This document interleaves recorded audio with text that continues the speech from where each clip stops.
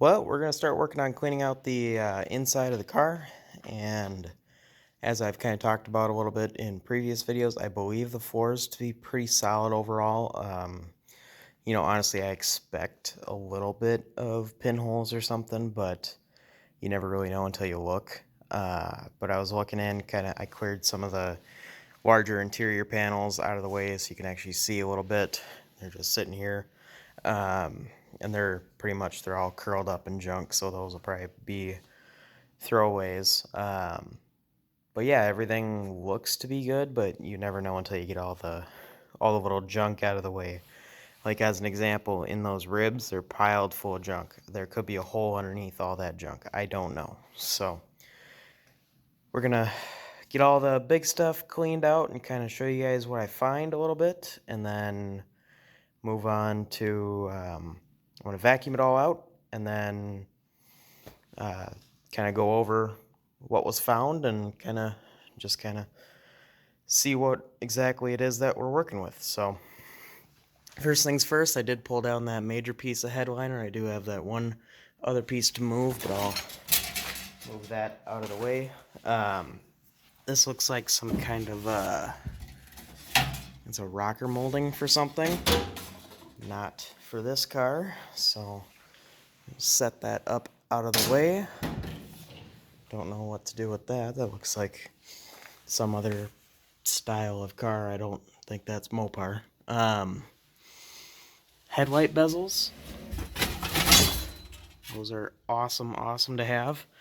They're actually pretty hard to get and somewhat expensive. The 66 stuff hasn't really caught on a lot, like the 68 through 70, of course. But the 66 stuff, some of it is still pretty hard to get.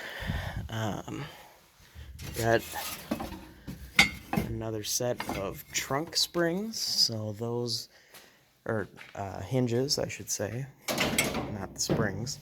Those may come in handy. What this is: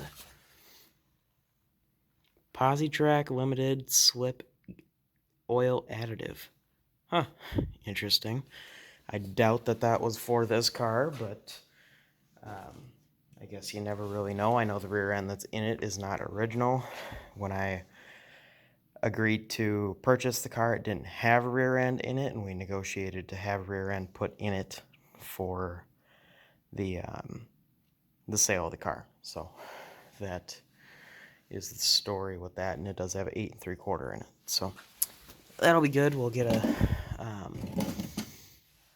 We will get a sure grip for that. I actually, in recent parts related travels, picked up a 456 gear set, so that'll be nice. There's 3 oil containers. That's always a good 4 of them. That's always looks like we might have some problems going on there. It's always a good sign to find a bunch of oil inside of a car. It probably means it leaked, but obviously this doesn't have a engine or anything, so that's not of our concern. So a couple other things: there's an air filter, or some what looks like could be air conditioning or transmission cooler lines there. Runs there and all the way back up over here. There's a broken light bulb. Try not to get cut on the glass. Here's some more trim. And right now I'm just kind of setting this stuff off to the side, and I will put it on that shelf for this car. And if you haven't seen in the last video, I cleaned out the trunk of the car. That turned out really nice. Definitely consider go checking that out. That was that went surprisingly well. I'll just put it like that. So there's a bunch of wire.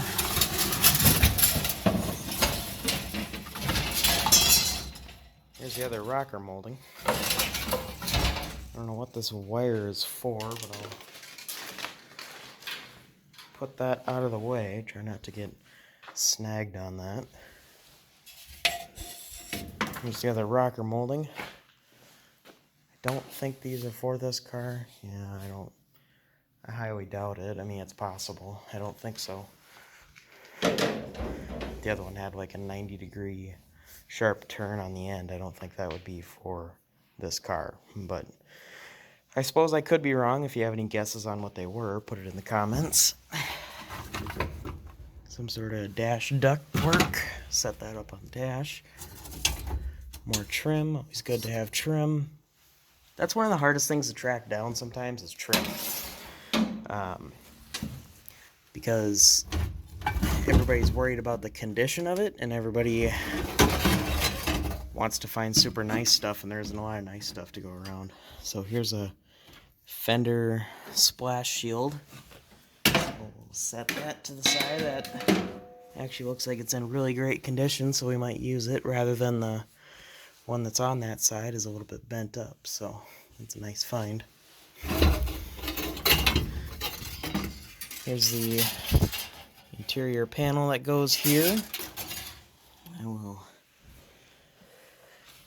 actually try to put that back on.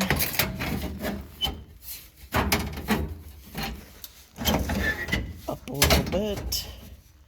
There, that can stay where it goes for now. Get that out of the way. And this looks like maybe some kind of, yeah, it was like door edge kind of weather stripping it almost looked like. So that's throwaway. That's all rotted out. Fuel line, potentially. It's junk.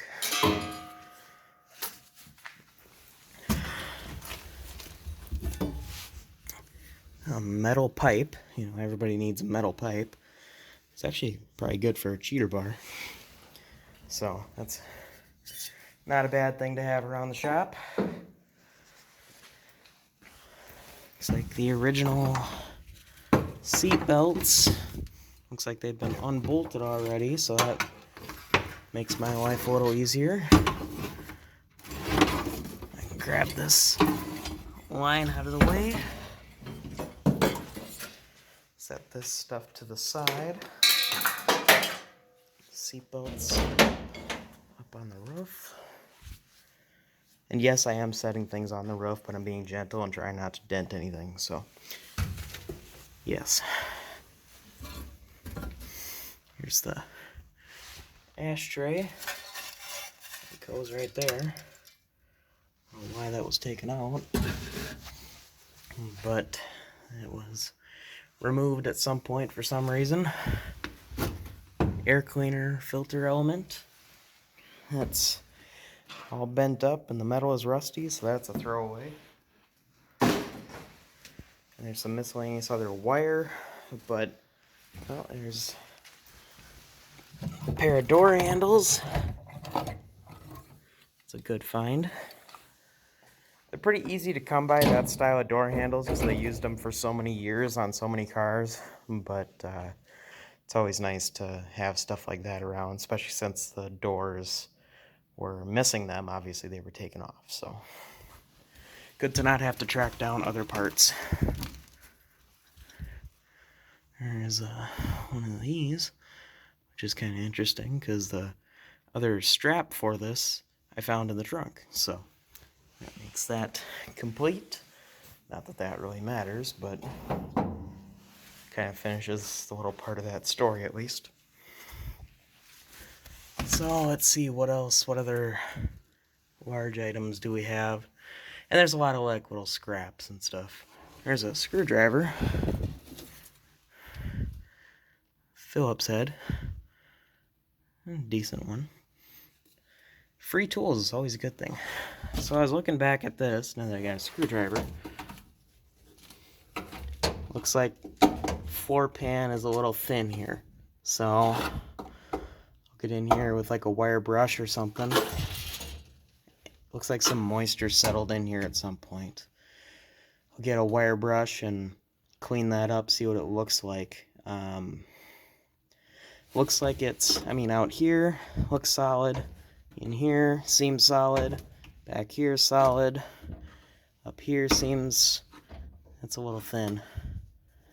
But seems like we'd probably just need this area here. And this is all flat metal here, so that's a good thing.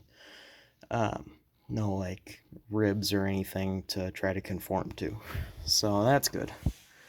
I mean, not good that there's a hole, but it's good that it's nothing complicated. So, but anyways, I'll kind of go along here. I'll kind of make a small pile of anything interesting I find, and I'll get this swept out and vacuumed out, and I'll show you guys what I find in a minute. Well, I did this half of the floor pan. Still need to do the other side. But I got it mostly cleaned up, and once again, it's just great quality metal, and this car surprises me just how clean it really is. You know, it's got its rough spots, it's got its weak spots, but overall, it's just in great condition. That rust hole is a little bigger than I realized. There's some pretty deep pitting, so I'm probably just gonna kind of just do this whole kind of rectangle here that I have partially cleaned up. So I'm gonna have to just kind of deal with that, and that's not really that big of a deal. So it'll just kind of add to the to-do list when we're doing the welding. But I need to clean up the rest of that glass over there from that bulb breaking, and then do the other side and see if there's any surprises over there. But I will do that real quick, and I'll let you guys know how it goes. Well, I got the other side pretty much done. You know, and there's a lot of little bits and pieces and cracks and crevices to deal with. But I'm pleasantly surprised up here by the gas pedal. Looks all good and solid. You know, the metal might be a little bit pitted, but I'm aware of that and I'm okay with that. I just want it to be solid, and obviously nobody falling through the car, which, as you can see, would not happen. This side's got more surface rust than the passenger side, which is common, but it's just great condition overall. There's a hole that was punched through there. I don't know what happened there. I don't know if they ran something over, something kind of flung up and stabbed through there, but I can hammer that down flat, or maybe I cut out a little spot and make a little patch there, but that shouldn't be a big deal. But anyways, that's pretty much it. Just wanted to kind of show you guys a little process of doing that. And same with the trunk. I'm just gonna kind of go through this when we do refinish it. It is gonna be painted white, just like the rest of the car, but gonna have to probably redo some of the seam sealer, and then hit this all with wire wheel, and there will be a little bit of surface rust left, but I can use some kind of a rust converter or rust paint or whatever works. And I know that looks kind of bad, but I've felt it inside and out. It's all good and solid. It looks really surface rusty, but if I was to hit that with a wire wheel, you'd probably see a lot different story than what it shows on the outside. So, and by all means, if you guys have rust treatment ideas or rust converters that you've used before, definitely let me know in the comments. But that's pretty much it, and I'll see you guys in the next one.